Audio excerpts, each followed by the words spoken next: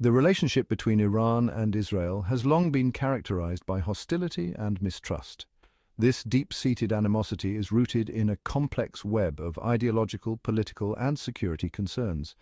Ideologically, the Islamic Republic of Iran, established after the 1979 revolution, views Israel as an illegitimate entity. This stance stems from the Zionist movement's goal of establishing a Jewish state in what was then Palestine. Iran perceives itself as a defender of the Palestinian people and their right to self-determination. Politically, the two nations have often found themselves on opposing sides of regional power struggles. Iran's support for groups like Hezbollah in Lebanon and Hamas in Gaza, which Israel considers terrorist organizations, has further inflamed tensions. Israel, for its part, views Iran's nuclear program as an existential threat, fearing that Tehran seeks to develop nuclear weapons to use against it. Security concerns are paramount for both nations. Israel's history of conflict with its Arab neighbors has made it acutely aware of threats to its existence. Iran, meanwhile, sees itself as surrounded by hostile powers, including the United States and its allies in the region. This perpetual state of insecurity has led to a heavily militarized environment and a hair-trigger approach to perceived threats. The assassination of Ismail Haniyeh, the leader of Hamas, represents a dangerous escalation in this long-standing conflict. His death has inflamed tensions, pushing the region closer to the brink of a wider war. Understanding the potential consequences of this event requires a careful examination of Iran's possible responses and the broader regional implications. The assassination of Ismail Haniyeh sent shockwaves through the Middle East. Haniyeh, the leader of Hamas, was a pivotal figure in the Palestinian-Israeli conflict. His death, widely attributed to Israel, represents a significant escalation in an already volatile region. The assassination has been met with outrage and condemnation from across the Muslim world, particularly in Iran. Iran, a staunch supporter of Hamas, views any attack on its allies as an attack on itself. The killing of Haniyeh is seen as a direct challenge to Iran's regional influence and its commitment to the Palestinian cause.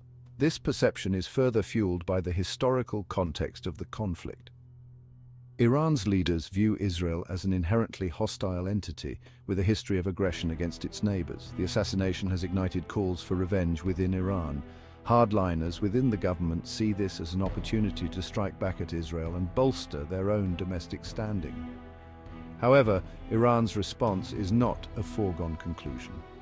The leadership in Tehran must weigh the potential costs and benefits of various courses of action, from measured retaliation to full-blown war. The international community watches with bated breath, acutely aware of the potential for this event to spiral into a regional conflagration.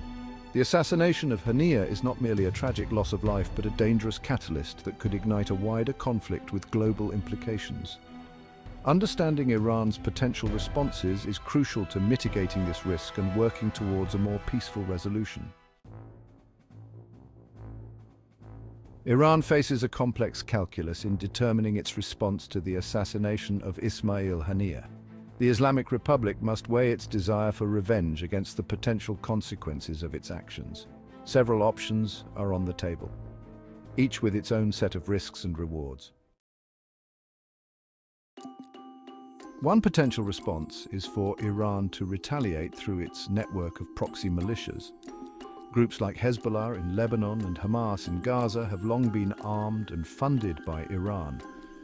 Directing these groups to carry out attacks against Israeli interests allows Iran to inflict pain while maintaining a degree of plausible deniability. This approach has the advantage of allowing Iran to respond forcefully without directly engaging in a full-scale war with Israel. It also allows Iran to exploit the existing tensions between Israel and its neighbors, potentially dragging them into the conflict. However, this strategy carries the risk of escalation. Israel is unlikely to distinguish between attacks by Iranian proxies and attacks by Iran itself. An escalation of forced direct strikes on Israel. A more aggressive option would be for Iran to launch direct strikes against Israel. Iran possesses a formidable ballistic missile arsenal capable of reaching targets throughout Israel. Such an attack would be a major escalation of the conflict and could lead to a devastating war. The Iranian leadership must consider the potential consequences of such an action. Israel has a powerful military and is unlikely to hesitate to retaliate with overwhelming force. A direct conflict between Iran and Israel would have catastrophic consequences for the entire region and could draw in international powers. Strategic restraint, choosing diplomacy over violence. Another possibility is for Iran to exercise strategic restraint and pursue a diplomatic solution. This approach would involve rallying international condemnation of the assassination and working through diplomatic channels to pressure Israel. Iran could also use this opportunity to strengthen its ties with other countries that oppose Israel's actions. While this option may seem counterintuitive given the calls for revenge within Iran, it offers several advantages. It allows Iran to avoid a costly and destructive war, while portraying itself as a responsible actor on the world stage. It also allows Iran to exploit international sympathy for the Palestinian cause and garner support for its position.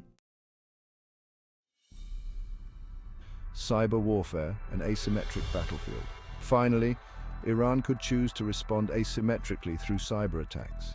Iran has invested heavily in its cyber capabilities in recent years and has a history of launching disruptive cyber attacks against its adversaries.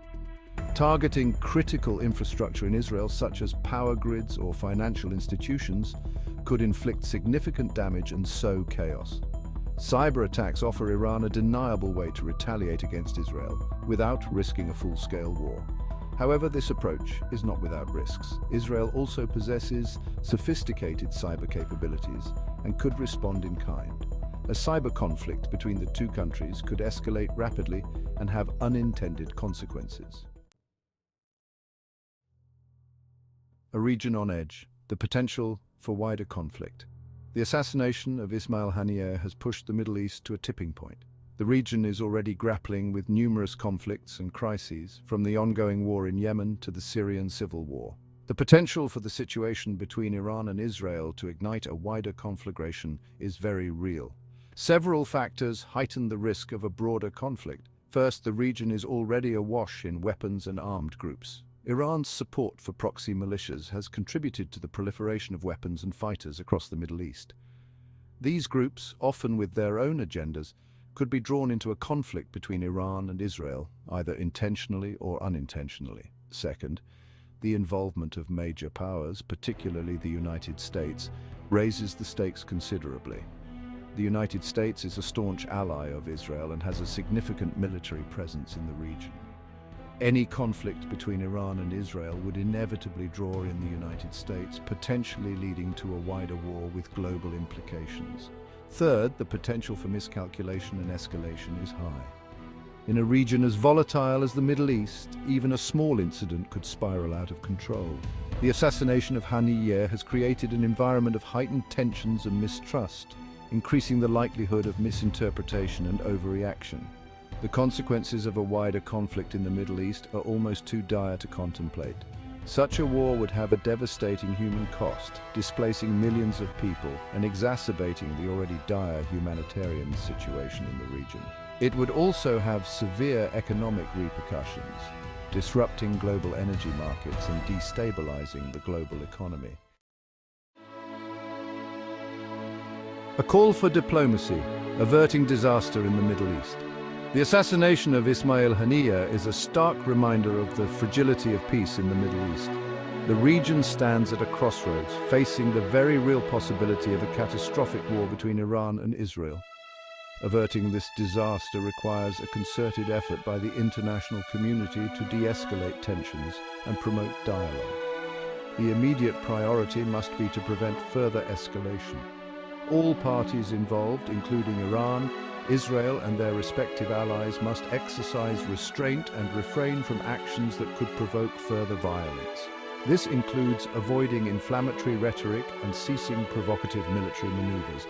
The international community must engage in intensive diplomatic efforts to facilitate dialogue between Iran and Israel. While direct negotiations may not be feasible at this stage, back-channel communication and confidence-building measures are essential to reduce mistrust and create the conditions for future dialogue.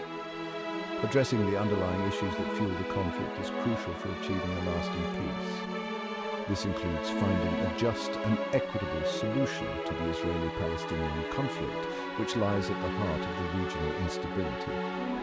Addressing Iran's legitimate security concerns, including its nuclear program, through dialogue and diplomacy is also essential. The international community must also work to address the proliferation of weapons and armed groups in the region. This requires imposing strict arms embargoes on all parties to the conflict and supporting efforts to disarm and demobilize militias. The path to peace in the Middle East is long and arduous. However, the alternative, a devastating regional war, is simply unacceptable. The assassination of Ismail Haniyeh is a wake-up call. The international community must seize this opportunity to redouble its efforts to bring peace and stability to this troubled region.